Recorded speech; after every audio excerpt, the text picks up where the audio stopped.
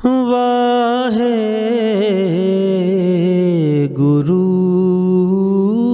ਜੀ। ਵਾਹਿਗੁਰੂ ਜੀ ਕਾ ਖਾਲਸਾ, ਵਾਹਿਗੁਰੂ ਜੀ ਕੀ ਫਤਿਹ। ਨਾਨਕ ਜੀ ਉਪਾਇ ਕਹਿ, ਲਿਖ ਨਾਮੈ ਧਰਮ ਬਹਾਲਿਆ। ਸੱਚੇ ਪਿਤਾ ਧੰਨ ਧੰਨ ਸ਼੍ਰੀ ਗੁਰੂ ਨਾਨਕ ਦੇਵ ਜੀ ਇਸ ਪੌੜੀ ਵਿੱਚ ਫਰਮਾਉਂਦੇ ਹਨ ਕਿ ਪਰਮਾਤਮਾ ਨੇ ਇਸ ਧਰਤੀ ਦੇ ਉੱਤੇ, ਇਸ ਧਰਤੀ ਧਰਮਸ਼ਾਲਾ ਦੇ ਉੱਤੇ ਕਈ ਤਰ੍ਹਾਂ ਦੇ ਵੱਖਰੇ ਵੱਖਰੇ ਜੀਵ ਜੰਤ ਪੈਦਾ ਕੀਤੇ ਹਨ। ਉਹਨਾਂ ਦੀ ਉਤਪਤੀ ਕੀਤੀ ਹੈ ਅਤੇ ਉਹਨਾਂ ਨੂੰ ਵੱਖਰੇ ਵੱਖਰੇ ਕਾਰਜਾਂ 'ਤੇ ਲਗਾਇਆ ਹੋਇਆ ਹੈ। ਹਰ ਕੋਈ ਆਪਣੇ ਕਰਮ ਕਰ ਰਿਹਾ ਹੈ। ਦੋ ਤਰ੍ਹਾਂ ਦੇ ਕਰਮ ਹਨ ਇਸ ਧਰਤੀ 'ਤੇ, ਸ਼ੁਭ ਕਰਮ ਅਤੇ ਅਸ਼ੁਭ ਕਰਮ। ਸੱਚ ਹੈ ਤਾਂ ਝੂਠ ਵੀ ਹੈ, ਪਾਪ ਹੈ ਤਾਂ ਪੁੰਨ ਵੀ ਹੈ, ਧਰਮ ਹੈ ਅਤੇ ਅਧਰਮ ਵੀ ਹੈ। ਹੁਣ ਇਹ ਦੋ ਵੱਖਰੇ ਵੱਖਰੇ ਤਰ੍ਹਾਂ ਦੇ ਕਰਮ ਕਿਉਂ ਬਣਾਏ? ਕਿਉਂ ਅਸੀਂ ਸਾਰੇ ਚੰਗੇ ਹੀ ਕਿਉਂ ਨਹੀਂ ਹੋ ਗਏ? ਅਸੀਂ ਸਾਰੇ ਪਿਆਰ ਵਾਲੇ, ਉਸ ਪਰਮਾਤਮਾ ਨੂੰ ਮਿਲਣ ਵਾਲੇ ਹੀ ਕਿਉਂ ਨਹੀਂ ਬਣੇ? ਕਿਉਂ ਨਹੀਂ ਅਸੀਂ ਸਿਰਫ ਉਸ ਦੇ ਰਾਹ 'ਤੇ ਹੀ ਤੁਰਨ ਵਾਲੇ ਬਣੇ?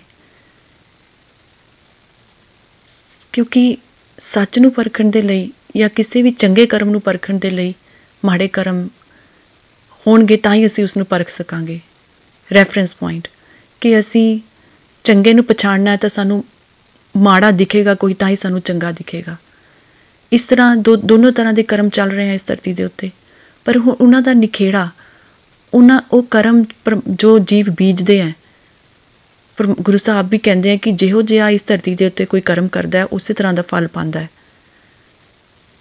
ਪਰ ਨਿਆਂ ਵੀ ਜ਼ਰੂਰੀ ਹੈ। ਹੁਣ ਚੰਗੇ ਕਰਮਾਂ ਦਾ ਫਲ ਚੰਗਾ ਹੀ ਹੋਏਗਾ ਅਤੇ ਮਾੜੇ ਕਰਮਾਂ ਦਾ ਮਾੜਾ ਹੀ ਹੋਏਗਾ, ਤਾਂ ਇਹ ਨਿਆਂ ਕੌਣ ਕਰੇ? ਤਾਂ ਗੁਰੂ ਜੀ ਨੇ ਕਿਹਾ ਕਿ ਗੁਰੂ ਨਾਨਕ ਦੇਵ ਜੀ ਕਹਿੰਦੇ ਆ ਕਿ ਇਹ ਨਿਆਂ ਕਰਨ ਦੇ ਲਈ ਧਰਮ ਨੂੰ ਬਹਾਲ ਕੀਤਾ ਹੈ।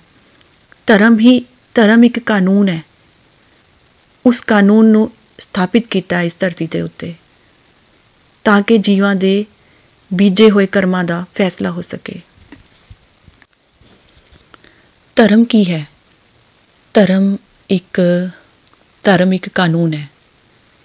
ਕਾਨੂੰਨ ਜਿਵੇਂ ਕਿਸੇ ਦੇਸ਼ ਦਾ ਕਾਨੂੰਨ ਲਿਖਿਆ ਜਾਂਦਾ ਹੈ ਕਿ ਜੋ ਉਸ ਕਾਨੂੰਨ ਨੂੰ ਫੋਲੋ ਕਰਦੇ ਹੈ, ਜੋ ਉਸ ਦੀ ਪਾਲਣਾ ਕਰਦੇ ਹੈ, ਉਹ ਦੇਸ਼ ਦੇ ਚੰਗੇ ਨਾਗਰਿਕ ਕਹਾਉਂਦੇ ਹੈ, ਅਤੇ ਜਿਹੜੇ ਨਹੀਂ ਕਰਦੇ, ਜਿਹੜੇ ਕਾਨੂੰਨ ਦੇ ਉਲਟ ਜਾਂਦੇ ਹੈ, ਉਹਨਾਂ ਨੂੰ ਵੱਖਰੀ ਵੱਖਰੀ ਤਰ੍ਹਾਂ ਦੀ ਸਜ਼ਾ ਦਿੱਤੀ ਜਾਂਦੀ ਹੈ। ਉਹ ਦੁਖੀ ਵੀ ਹੁੰਦੇ ਹੈ, ਜੇਲ੍ਹਾਂ ਵਿੱਚ ਵੀ ਜਾਂਦੇ ਹੈ, ਕਈ ਤਰ੍ਹਾਂ ਦੇ ਫਾਈਨ ਲੱਗਦੇ ਹੈ, ਅਤੇ ਉਹ ਚੰਗੇ ਨਾਗਰਿਕ ਨਹੀਂ ਕਹਾਏ ਜਾਂਦੇ।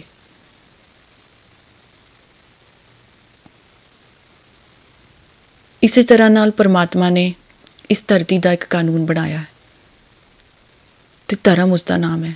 ਧਰਮ ਦੇ ਨਾਲ ਹੀ ਇਹ ਕਾਨੂੰਨ ਚੱਲਦਾ ਹੈ। ਧਰਮ ਸਾਡੇ ਸਾਰਿਆਂ ਦੀ ਇੱਕ ਡਿਊਟੀ ਵੀ ਹੈ। ਅਤੇ ਧਰਮ ਕੀ ਹੈ? ਉਸ ਸੱਚੇ ਦੇ ਰਾਹ ਵੱਲ ਨੂੰ ਚੱਲਣਾ, ਉਸ ਸੱਚੇ ਵਰਗੇ ਹੋ ਜਾਣਾ, ਅਤੇ ਜੋ ਉਸ ਧਰਮ ਨੂੰ ਫੋਲੋ ਕਰਦੇ ਹੈ ਉਹ ਤਾਂ ਪਰਮਾਤਮਾ ਦੀ ਦਰਗਾਹ ਦੇ ਵਿੱਚ, ਪਰਮਾਤਮਾ ਦੀ ਨਿਗਾਹ ਦੇ ਵਿੱਚ ਸੱਚੇ ਹੈ, ਪਿਆਰੇ ਹੈ, ਸਭ ਨੂੰ ਚੰਗੇ ਲੱਗਦੇ ਹੈ। ਪਰ ਜੇ ਅਸੀਂ ਕਾਨੂੰਨ ਤੋੜਦੇ ਹਾਂ ਉਸ ਪਰਮਾਤਮਾ ਦਾ, ਕੁਦਰਤ ਦਾ, ਤਾਂ ਅਸੀਂ ਕੁਛ ਨਹੀਂ ਪਾਉਂਦੇ। ਇਹਨਾਂ ਸਾਰਿਆਂ ਦਾ ਨਿਖੇੜਾ ਕਰਨ ਦੇ ਲਈ ਜਿਹੋ ਜਿਹੇ ਅਸੀਂ ਕਰਮ ਬੀਜਾਂਗੇ, ਧਰਮ ਉਸ ਦਾ ਨਿਆਂ ਕਰੇਗਾ। ਉੱਥੇ ਸੱਚੇ ਹੀ ਸੱਚ ਨਿਬੜੈ, ਚੁਣ ਵਖ ਕੱਢੇ ਜਜਮਾਲਿਆ। ਧਰਮ ਨੇ ਕਰਮਾਂ ਦਾ ਨਿਬੇੜਾ, ਕਰਮਾਂ ਦਾ ਨਿਖੇੜਾ ਕਰਨਾ ਹੈ। ਕਿਹੜੇ ਸ਼ੁਭ ਕਰਮ ਹੈ ਅਤੇ ਕਿਹੜੇ ਮਾੜੇ ਕਰਮ ਹੈ, ਉਹਨਾਂ ਦੇ ਹਿਸਾਬ ਨਾਲ ਜੀਵਾਂ ਦੇ ਉੱਤੇ ਕਾਨੂੰਨ ਲਾਗੂ ਹੁੰਦਾ ਹੈ। ਪਰ ਹੁਣ ਗੁਰੂ ਜੀ, ਅਸੀਂ ਕਿਹੜੇ ਕਰਮ ਕਰੀਏ? ਸ਼ੁਭ ਕਰਮ ਕਿਹੜੇ ਹੈਗੇ ਹੈ ਜਿਨ੍ਹਾਂ ਦੇ ਨਾਲ ਅਸੀਂ ਤੁਹਾਡੇ ਵਰਗੇ ਹੋ ਜਾਈਏ, ਤੁਹਾਡੇ ਵੱਲ ਨੂੰ ਤੁਰ ਪਈਏ? ਉਹ ਸ਼ੁਭ ਕਰਮ ਕਿਹੜੇ ਹੈ ਗੁਰੂ ਪਿਤਾ? ਗੁਰੂ ਜੀ ਕਹਿੰਦੇ, ਸਗਲ ਧਰਮ ਮੈਂ ਊਤਮ ਧਰਮ, ਹਰ ਕੋ ਨਾਮ ਜਪ ਨਿਰਮਲ ਕਰਮ। ਇਹੀ ਸਭ ਤੋਂ ਵੱਡਾ ਨਿਰਮਲ ਕਰਮ ਹੈ ਇਹੀ ਸਭ ਤੋਂ ਵੱਡਾ ਧਰਮ ਹੈ ਕਿ ਹਰੀ ਦਾ ਨਾਮ ਜਪ ਕੇ ਅਸੀਂ ਸੱਚੇ ਹੋ ਜਾਵਾਂਗੇ।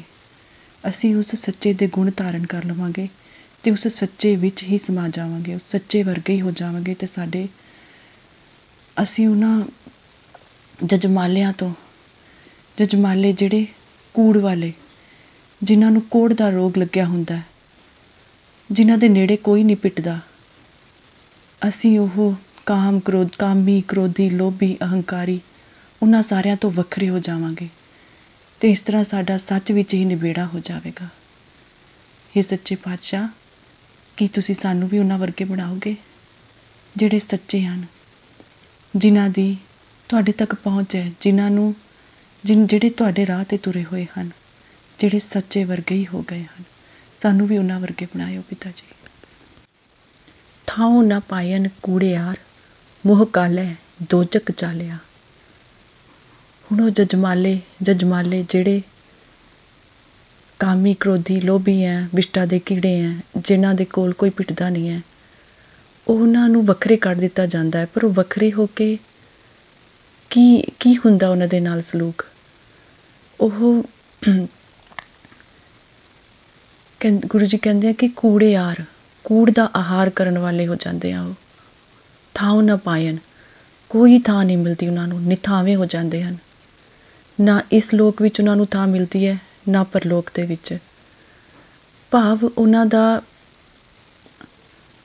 ਦੀ ਕੋਈ ਉਹਨਾਂ ਦੀ ਪੁੱਛ ਨਹੀਂ ਹੁੰਦੀ। ਉਹ ਪਰਮਾਤਮਾ ਦੀ ਦਰਗਾਹ ਦੇ ਵਿੱਚ ਕਬੂਲ ਨਹੀਂ ਹੁੰਦੇ। ਉਹ ਭਟਕਦੇ ਫਿਰਦੇ ਹਨ ਇੱਧਰ ਉੱਧਰ, ਕਦੀ ਜਨਮ ਮਰਨ ਦੇ ਗੇੜ ਵਿੱਚ ਪਏ ਰਹਿੰਦੇ ਹਨ।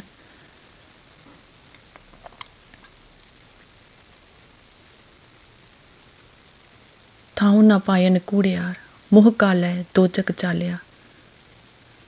ਉਹ ਬੇਇੱਜ਼ਤ ਹੋ ਕੇ, ਜਿਵੇਂ ਕਹਿੰਦੇ ਆ ਨਾ ਕਿ ਨਰਕਾਂ ਦੇ ਵਿੱਚ ਮੂੰਹ ਕਾਲੇ ਕਰਕੇ ਲੈ ਕੇ ਜਾਇਆ ਜਾਂਦਾ ਉਹਨਾਂ ਨੂੰ, ਇਸੇ ਤਰ੍ਹਾਂ ਇਸ ਕਰਮ ਧਰਤੀ ਦੇ ਉੱਤੇ ਵੀ ਉਹ ਬਹੁਤ ਦੁੱਖ ਭੋਗਦੇ ਹਨ।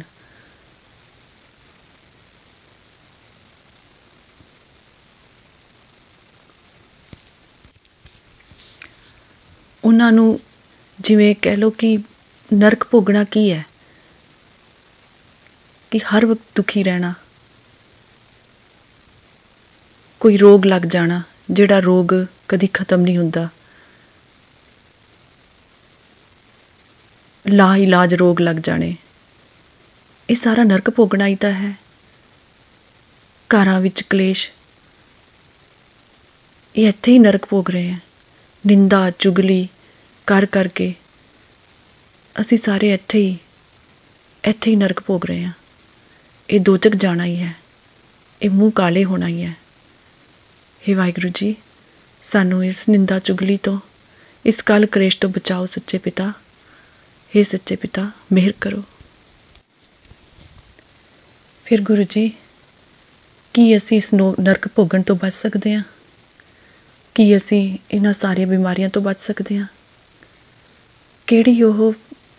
ਕਿਹੜੀ ਦਵਾਈ ਹੈ ਜਿਹੜੀ ਅਸੀਂ ਪੀ ਲਈਏ ਅਤੇ ਅਸੀਂ ਇਸ ਜਨਮ ਨੂੰ ਸਫਲ ਕਰ ਜਾਈਏ ਗੁਰੂ ਪਿਤਾ? ਗੁਰੂ ਜੀ ਕਹਿੰਦੇ ਆ, ਤੇਰੇ ਨਾਏ ਰੱਤੇ ਸੇ ਜਿਣ ਗਏ, ਹਾਰ ਗਏ ਸੇ ਠੱਗਣ ਵਾਲਿਆ। ਗੁਰੂ ਜੀ ਕਹਿੰਦੇ ਆ, ਇੱਕ ਨਾਮ, ਪਰਮਾਤਮਾ ਦਾ ਨਾਮ ਸਿਮਰਨ ਦੇ ਨਾਲ ਸਾਰੇ ਦੁੱਖ ਕਲੇਸ਼ ਦੂਰ ਹੋ ਜਾਂਦੇ ਹੈ ਅਤੇ ਇਹ ਜੀਵਨ ਵਿੱਚ ਸਫਲਤਾ ਮਿਲਦੀ ਹੈ। ਇਹ ਜੀਵਨ ਜੀਉਣ ਦੀ ਜਾਂਚ ਆ ਜਾਂਦੀ ਹੈ। ਗੁਰੂ ਜੀ ਕਹਿੰਦੇ, ਘੋਰ ਦੁੱਖਿਅੰ ਅਨਿਕ ਹਤਿਅੰ ਜਨਮ ਦਾਰਿਦ੍ਰੰ ਮਹਾਭਿਖਿਆਦੰ ਮਿਟੰਤ ਸਗਲ ਸਿਮਰੰਤ ਹਰ ਨਾਮ, ਨਾਨਕ ਜੈਸੇ ਪਾਵਕ ਕਾਸ਼ਟ ਭਸਮੰ ਕਰੋਤ। ਅੱਗ ਦੀ ਸੁਆਹ, ਜੰਗਲ ਦੇ ਜੰਗਲ ਖਤਮ ਹੋ ਜਾਂਦੇ ਆ ਇੱਕ ਛੋਟੀ ਜਿਹੀ ਚਿੰਗਾਰੀ ਦੇ ਨਾਲ। ਅਤੇ ਫਿਰ ਹਰੀ ਦਾ ਸਿਮਰਨ ਕਿਉਂ ਨਹੀਂ ਸਾਡੇ ਪਾਪਾਂ ਨੂੰ ਮੁਕਤ ਕਰੇਗਾ? ਕਿਉਂ ਨਹੀਂ ਅਸੀਂ ਉਸ ਸੱਚੇ ਵਰਗੇ ਬਣ ਸਕਾਂਗੇ? ਕਿਉਂ ਨਹੀਂ ਅਸੀਂ ਇਸ ਜੀਵਨ ਦੀ ਬਾਜੀ ਨੂੰ ਜਿੱਤ ਕੇ ਜਾਵਾਂਗੇ? ਇਹ ਖੇਡ ਜੋ ਪਰਮਾਤਮਾ ਨੇ ਰਚਾਈ ਹੈ, ਇਹ ਮਾਇਆ, ਕਿਉਂ ਨਹੀਂ ਅਸੀਂ ਇਸ ਵਿੱਚੋਂ ਭਵਜਲ ਪਾਰ ਲੰਘ ਜਾਵਾਂਗੇ? ਹੇ ਹਰੀ, ਹੇ ਪਰਮਾਤਮਾ, ਤੁਹਾਡੇ ਸਿਮਰਨ ਨਾਲ ਹੀ ਇਹ ਹੋ ਸਕਦਾ ਹੈ। ਗੁਰੂ ਪਿਤਾ, ਹਾਰ ਗਏ ਸੇ ਠੱਗਣ ਵਾਲਿਆ। ਫਿਰ ਇਹ ਜਿਹੜੀ ਠਗੌਰੀ, ਇਹ ਮਾਇਆ ਠੱਗਣ ਵਾਲੀ ਹੈ, ਇਹ ਆਪੇ ਹਾਰ ਜਾਏਗੀ ਜਦੋਂ ਅਸੀਂ ਹਰੀ ਦਾ ਨਾਮ ਸਿਮਰਨ ਕਰਾਂਗੇ। ਅਸੀਂ ਜਿੱਤ ਕੇ ਜਾਵਾਂਗੇ ਇਸ ਬਾਜੀ ਨੂੰ ਤੇ ਸਾਰੇ ਪਾਪ ਕਲੇਸ਼ ਦੂਰ ਹੋ ਜਾਣਗੇ। ਇਹ ਸਾਰੇ ਕਰਮਾਂ ਦਾ ਸ਼ੁਭ ਕਰਮ ਬਣਨਗੇ, ਸਾਡੇ ਮਾੜੇ ਕਰਮਾਂ ਦਾ ਨਾਸ਼ ਹੋ ਜਾਏਗਾ। ਲਿਖ ਨਾਵੈ ਧਰਮ ਬਹਾਲਿਆ, ਇਹੀ ਧਰਮ ਖੰਡ ਹੈ ਜਿੱਥੇ ਅਸੀਂ ਧਰਮ ਦੀ ਕਮਾਈ ਕਰਨੀ ਹੈ। ਪਰਮਾਤਮਾ ਨੇ ਇਹ ਧਰਮ ਲਿਖਿਆ ਹੈ ਤੇ ਅਸੀਂ ਇਸ ਧਰਮ ਨੂੰ ਕਮਾਉਣਾ ਹੈ। ਇਹ ਸਾਡੀ ਡਿਊਟੀ ਹੈ ਕਿ ਅਸੀਂ ਹਰੀ ਦਾ ਨਾਮ ਜਪਣਾ ਹੈ। ਗੁਰੂ ਜੀ ਨੇ ਕਿਹਾ ਹੈ, ਜੈਕਾਰ ਕੀਓ ਧਰਮੀਆਂ ਕਾ, ਪਾਪੀ ਕੋ ਦੰਡ ਦਿਓਏ। ਧਰਮੀਆਂ ਦਾ ਹਮੇਸ਼ਾ ਜੈਕਾਰ ਹੁੰਦਾ ਹੈ। ਇਹ ਧਰਮ ਨਿਆਓ ਸਾਨੂੰ ਵੀ ਸਿਖਾਓ ਗੁਰੂ ਪਿਤਾ, ਅਸੀਂ ਇਸ ਧਰਮ 'ਤੇ ਪੂਰੇ ਉਤਰ ਸਕੀਏ। ਗੁਰੂ ਪਿਤਾ ਮਿਹਰ ਕਰਿਓ ਸਾਡੇ 'ਤੇ ਸੱਚੇ ਪਿਤਾ। ਵਾਹਿਗੁਰੂ ਜੀ ਕਾ ਖਾਲਸਾ, ਵਾਹਿਗੁਰੂ ਜੀ ਕੀ ਫਤਿਹ।